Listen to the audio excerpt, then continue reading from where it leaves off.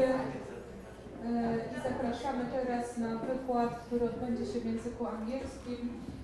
Mamy przyjemność gościć jednego z najlepszych współczesnych białoruskich typografów, który wygłosi wykład pod tytułem Putting Brand Identity into Typeface Design Tone-of-Tone Type Method.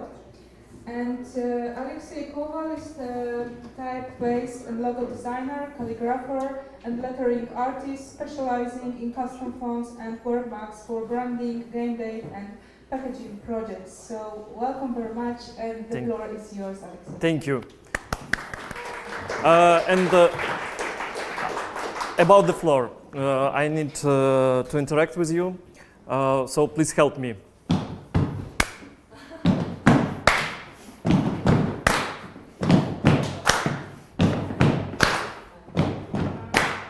Okay, I'm not a singer.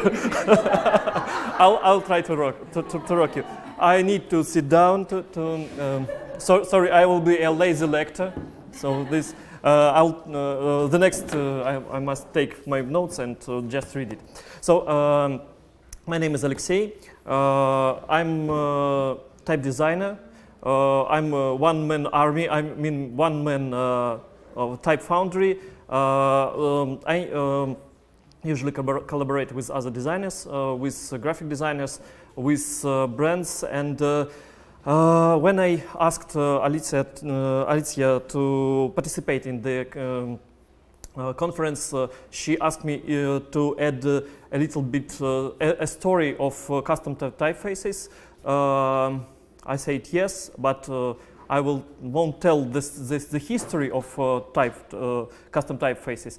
I will tell you several stories that will be put in one history and that will form one history. And after that, I'll show my method of work and try to describe how previous lectures, previous themes are connected together and connected with my theme. So a question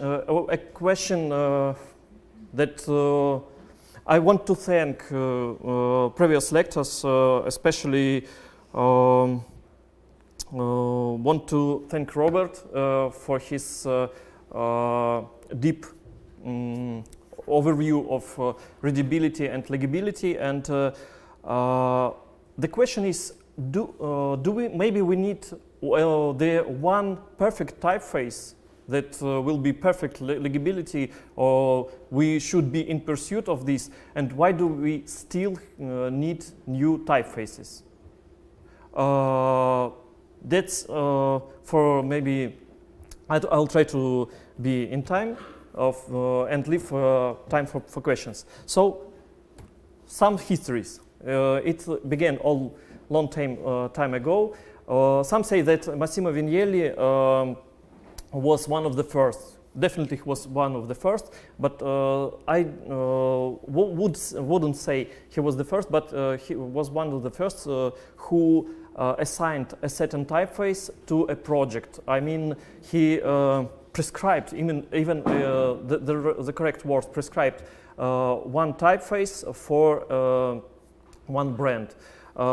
He loved Helvetica in some way. He thought about it in Helvetica movie or Helvetica film, and Massimo Vignelli was a man who knew it is crucial to use the same typeface in every communication, reliant to one or relative to one brand. The next history is Audi. In mid 1990s, Audi went upmarket and wanted to be a competitor to Mercedes and BMW. And what Meta Design did for them, they choose the only one typeface and license it for their company. It was something like Arial Helvetica. Nothing breaks through, but if you compare their printing variants before 1994 and after, you'll see the great breakthrough. And the next person behind this is Erik Spiekermann. His his design bureau, Meta Design, designed for Audi. They didn't design the typeface at first. Audi Sans was just a relicensed typeface. After that, Audi had another Audi Sans, and today they use the third version of Audi Sans. It's completely different, completely not even custom, it's bespoke typeface that's designed for them. But Erik Spiekermann was those person who made it usual and showed us that we can use special typeface, we can design special typefaces. And so was Nokia Sans. It was a time when Nokia went from simple cellular phones to smartphones, first smartphones on Symbian iOS and Symbian operating system, iOS. And the aim was to design corporate typeface that matches old phones and gives a wide range of weights for digital and printed communications. And I think that it was nicely done, but as usual in business, it was redone by another man, another company, and the next person I want to name is Bruno Mark. In 2016, a Type conference was held in Warsaw, in Warszawa, and it was a very funny story because ATP conference usually has two tracks, track A and track B. Track A lectures are usually meant to be the mean one, the most important, and track B is mostly for students and some alternative thoughts. Bruno Mark gave a track B presentation on designing custom typefaces and on prices, and track B was overcrowded because everybody wanted to know the exact value of jobs of works they done. So since then, everybody knows that one weight of typeface is about 10,000 working hours. So if you charge only 10,000 euro for your font, I mean for custom font, it means you charge only €1 per hour. So the next scene, Bruno Mark is is co-founder of Dalton Mark, London studio that currently designs a lot of custom typefaces, a lot of bespoke typefaces, works with logotypes. So I think this is one of the leaders in this sphere now.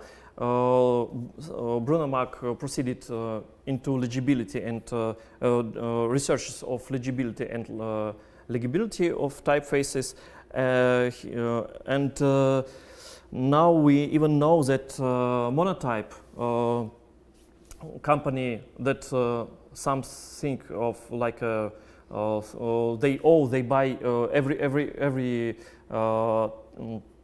big foundry, and now they monopolists. Think of something like bad. Even Monotype has its own design division that designs bespoke and custom typefaces. Bespoke, I mean, is designed specially for clients. Customized, it means it's designed based on some current typefaces, redesigned or for needs of the client. So the bad thing, the next story is all type designers think of us as light Jedis, but we are the bad thing is we are on a dark side of design. We work for dark forces. We work for okay, yes, we need to admit it.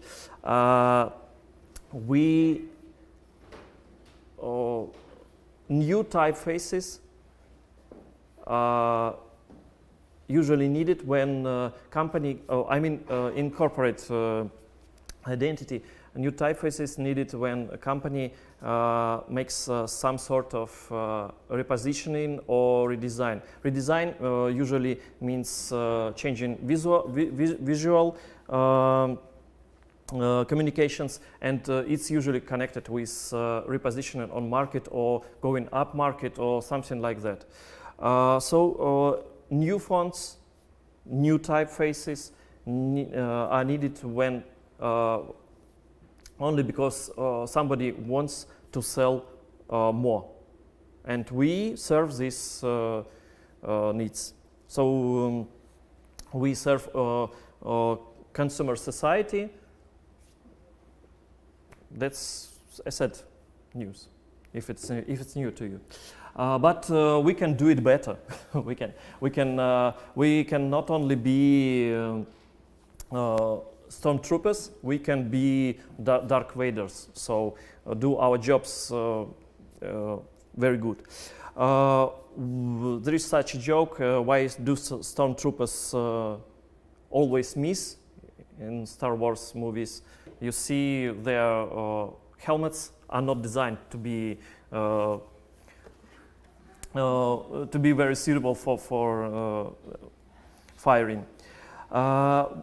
We designers usually miss when we know little about. We know our knowledge is not sufficient. We know little about our client, about our client's needs, about his product, about market, about marketing, about how marketing works, about something like that, about branding and how branding works, how to build brands, and so on.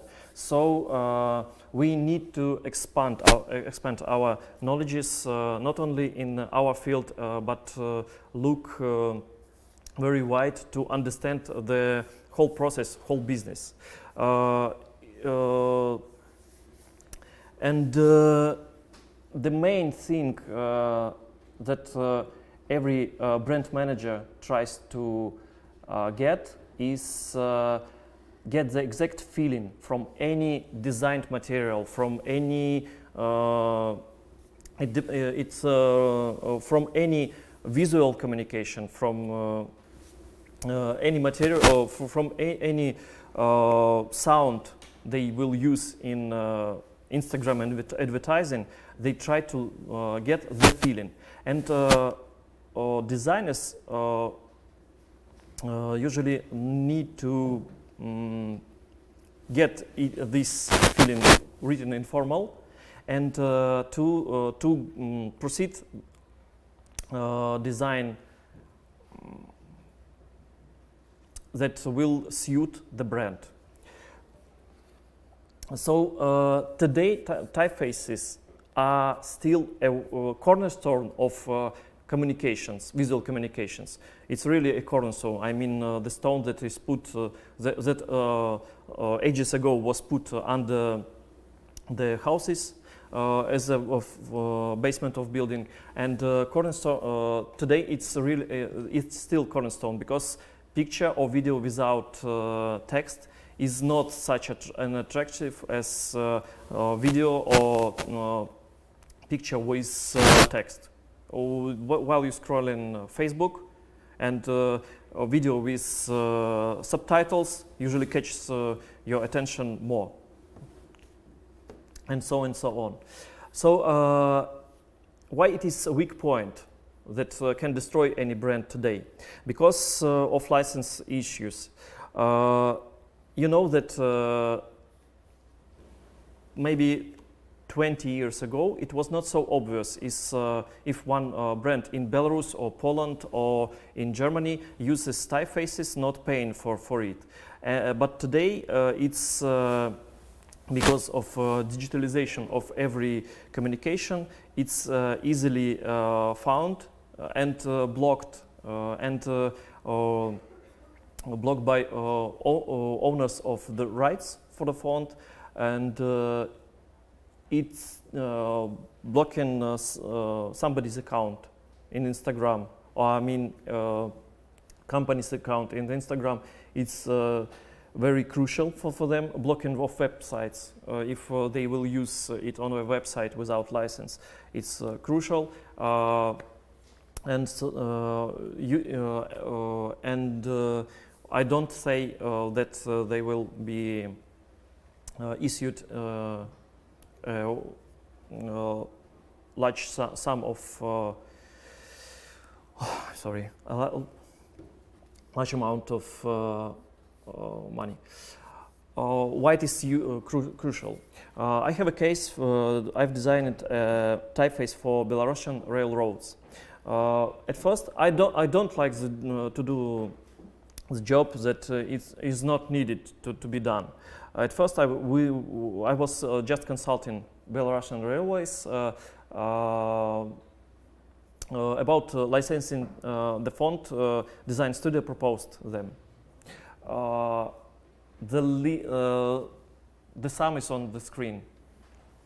It was from 30,000 euros to 300,000 euro. It was over their budget, and it was only limited to rather small territory, and limited to one in-house design studio of Belarusian railways. They needed to use it on 5 or 6 computers in-house. No, and this sum was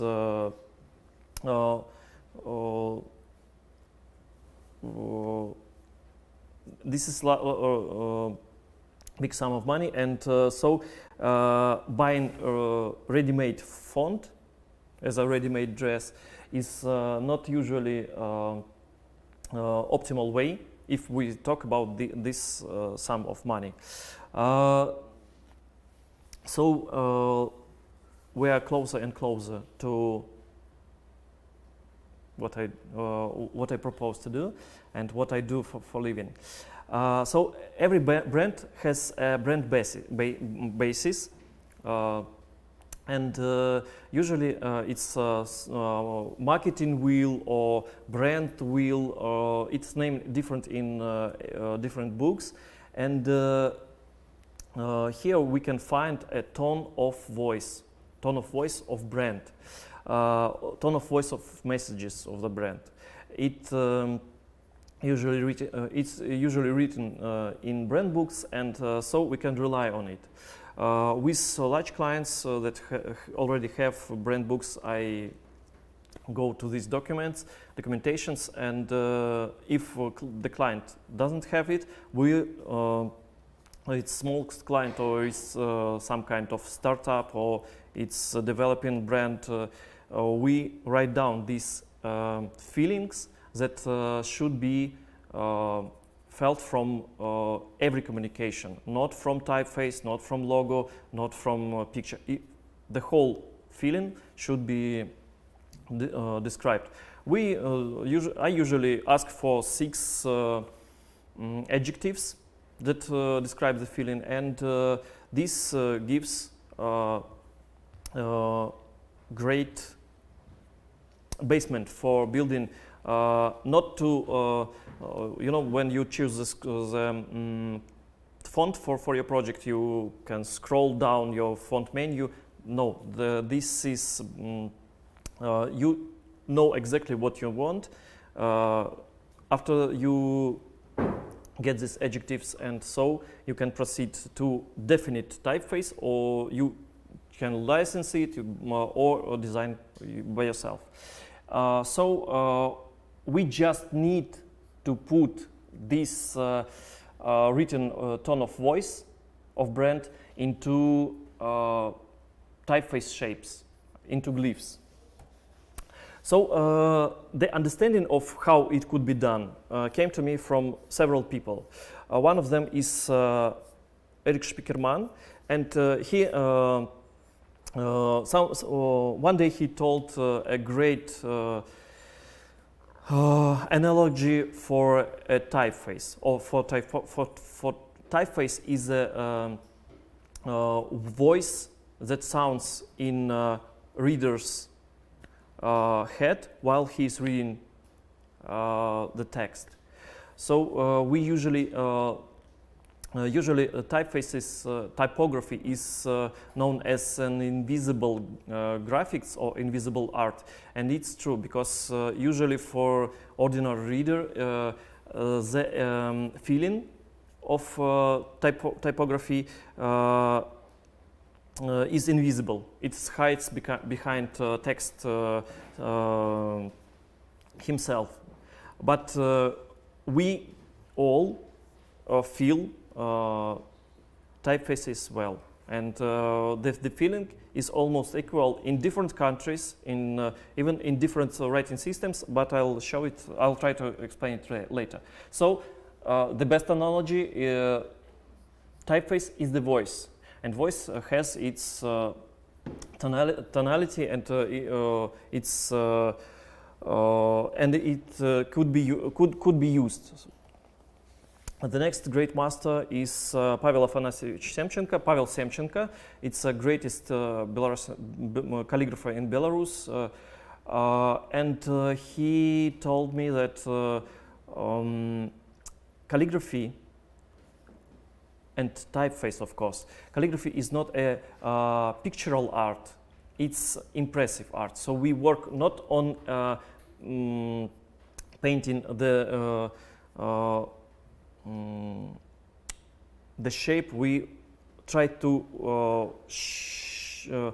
express with stems, shapes. We try to express exact feelings. Calligraphy gave me the basis of where can feelings be, and Gerrit Nordzi is famous for his Gerrit Nordzi cube. Hope you know this illustration. It's he in his genius and rather small book, he describes the connection between sans serifs and serifs in different ways, and so everything is connected in typeface, and I very love the idea of variable fonts because it shows that there are multiple accesses in typeface, and we can reveal it to our readers, to designers, and designers can reveal it to their readers, and everything is connected, but we just need to learn how it is connected. So I believe typefaces have emotional accesses. They could be connected to actual geometrical accesses. For example, aperture is usually shows the openness to communication. So it sounds like dark matter science or alchemy, but try to prove it on your projects. The open aperture gives the feeling of openness to communication, and the closed aperture is usually is opposite. I don't want to keeping arms in this way. It's not about I want to communicate with you. But this is I want to communicate. I don't know how it works actually, but it works. I tested it in practical projects. It gives. So we can manipulate it. And why do we need? It seems that every brand should use open to communication. Why do we need close aperture sometimes? Because why do we use Helvetica? As a designers, we even like that it is a little bit closed to communications, because professionals are not the most talkative persons. They usually openness to communication is opposite to professionalism in some way. Contrast axis gives us intonations variations. So if we use typeface with low contrast, I mean we low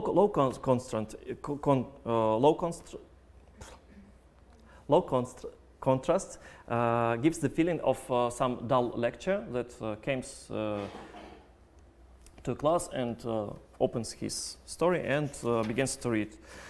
So this is also about emotions and identity.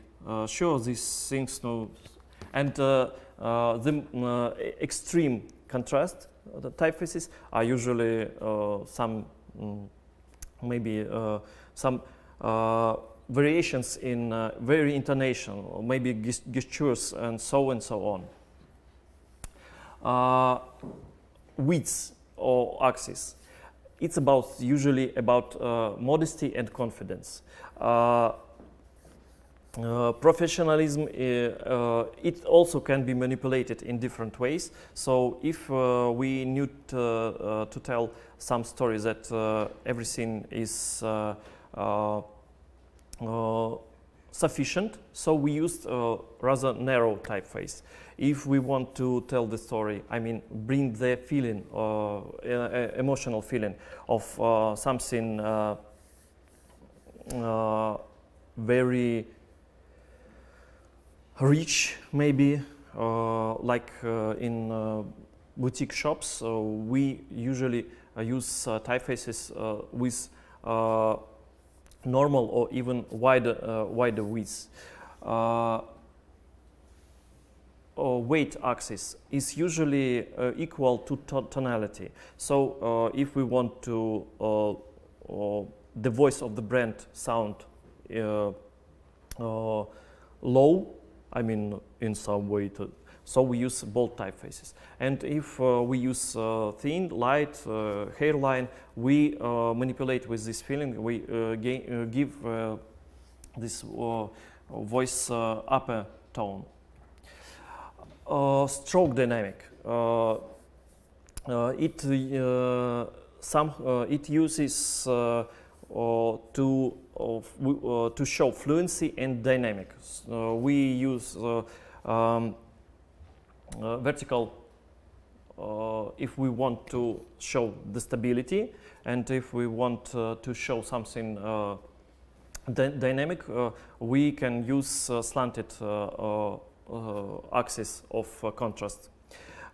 If it's applicable in certain typeface, because dynamic we can show even with slanted axis. It's also can be interpreted as a stable or even dynamic history.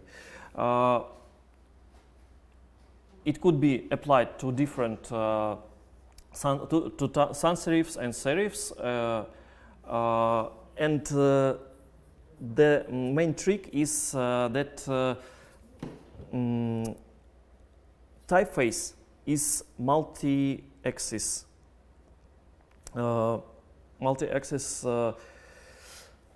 And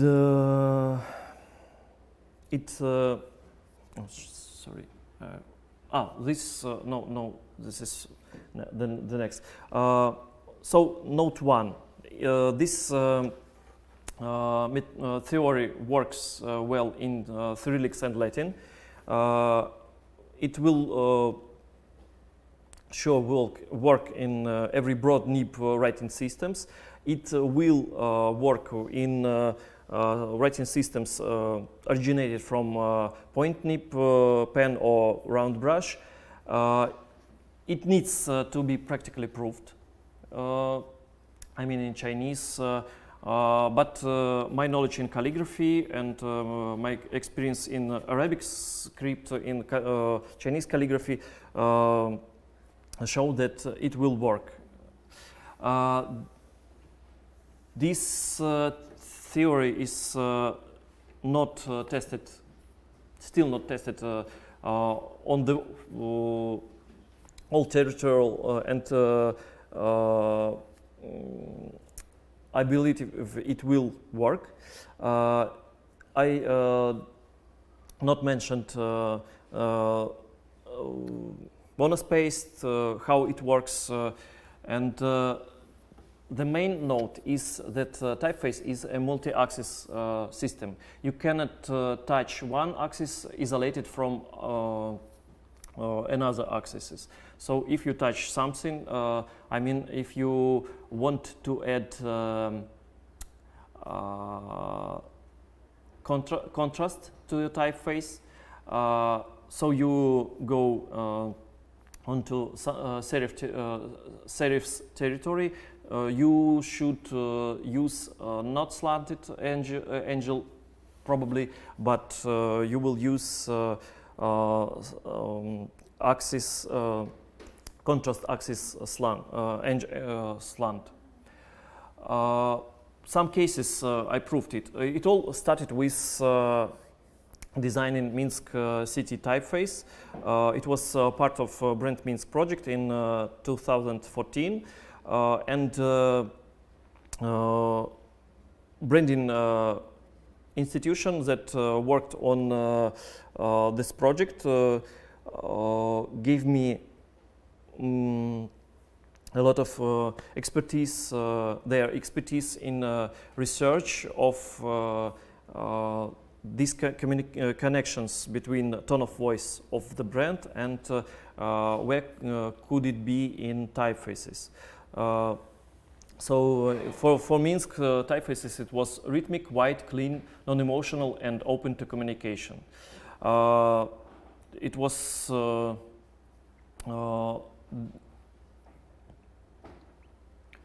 done in this way, open to communication. It was a semi-open aperture because it was very rhythmic and had several weights. The next was Belarus railway typeface. It was designed. I don't think that designing DIN typeface with open aperture is something like top of typeface design. But for this brand, it worked. Usually it was rhythmic enough, rational, non-emotional, professional, and open to communication.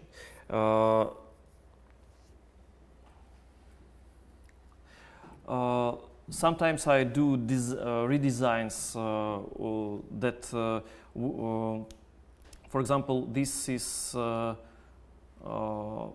brand that Gusto brand that wanted to go upmarket, and they wanted to tell a more emotional story, a more rich. They wanted to live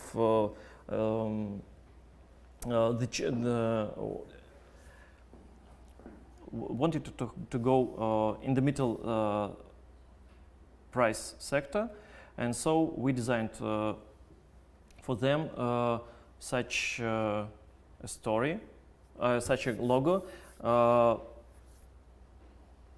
and they actually use it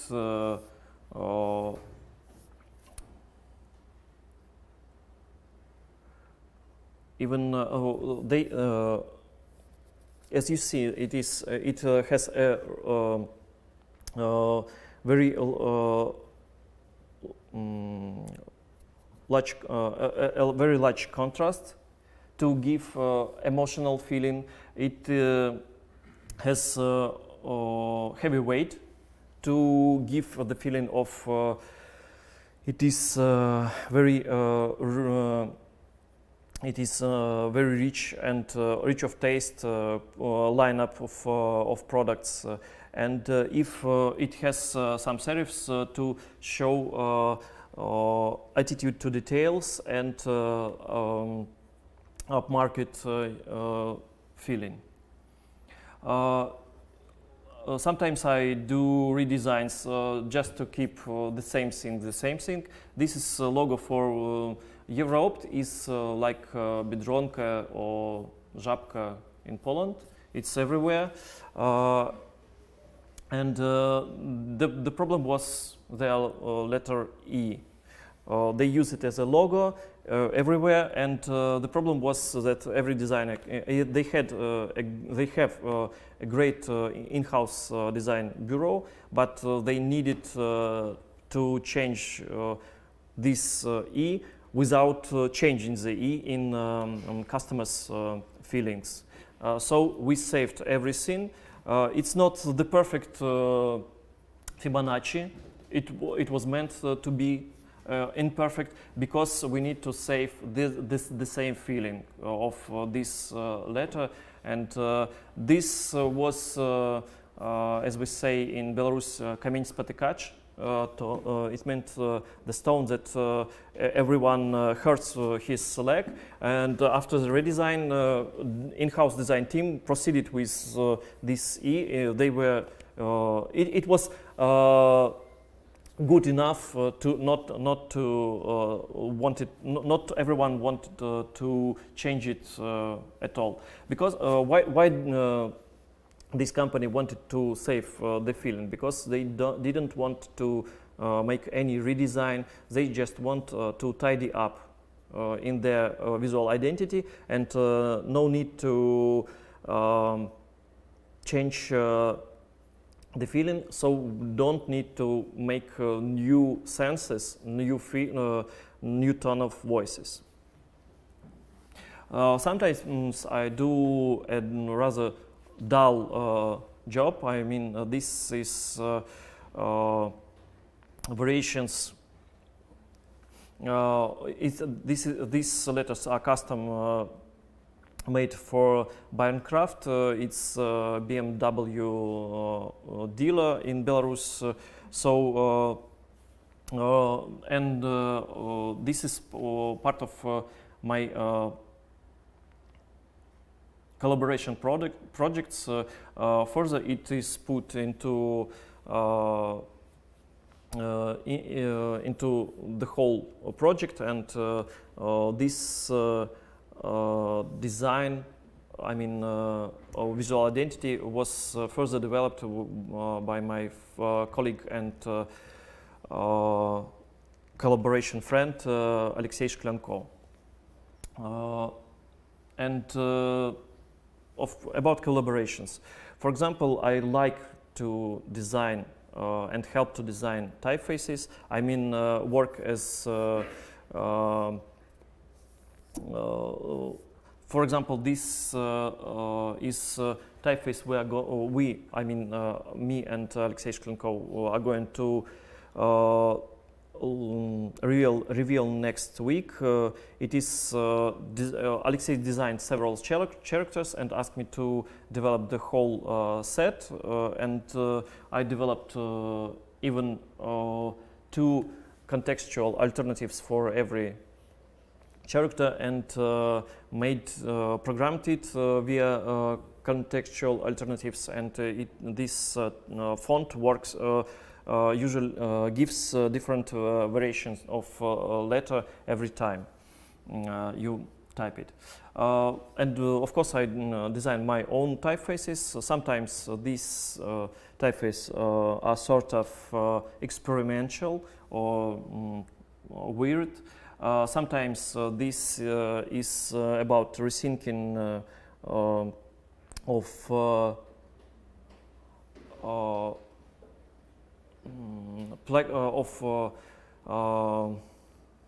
legacy, cultural legacy, and sometimes it is the direct historical revivals of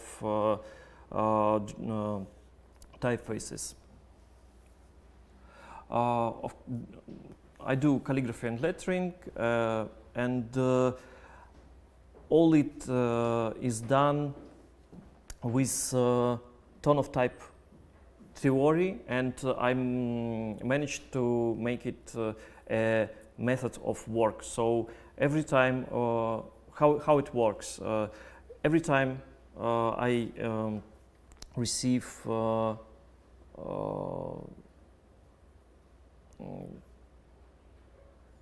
assignment,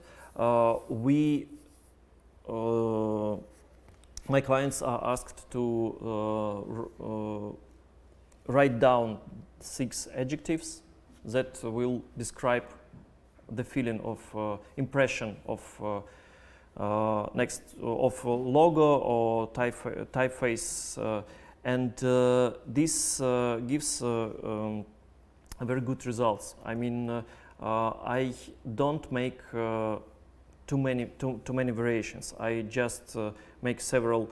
I just use these axes to define the weight, the contrast, the aperture, and of further of future typeface or logo.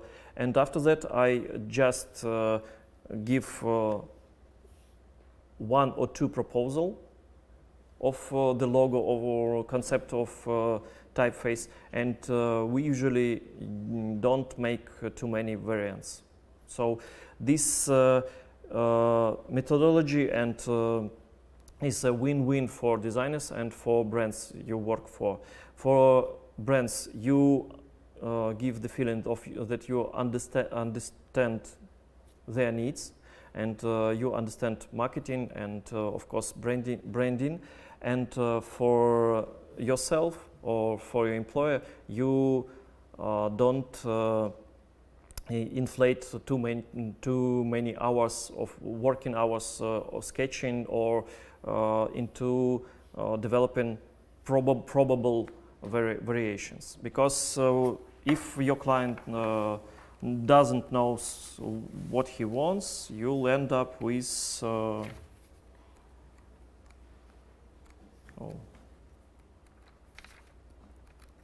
something like this, and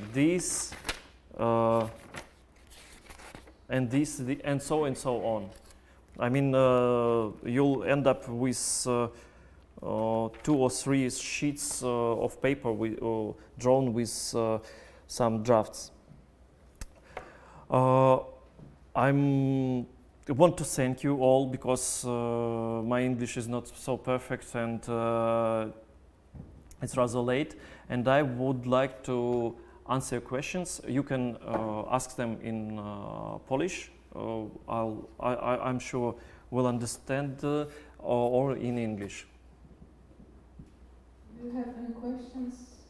Aliaksei is here from June, so he understands Polish a little bit, but it's also very nice that you choose English. I know that because of political reason you didn't want to speak in Russian, so żywy Białoruś.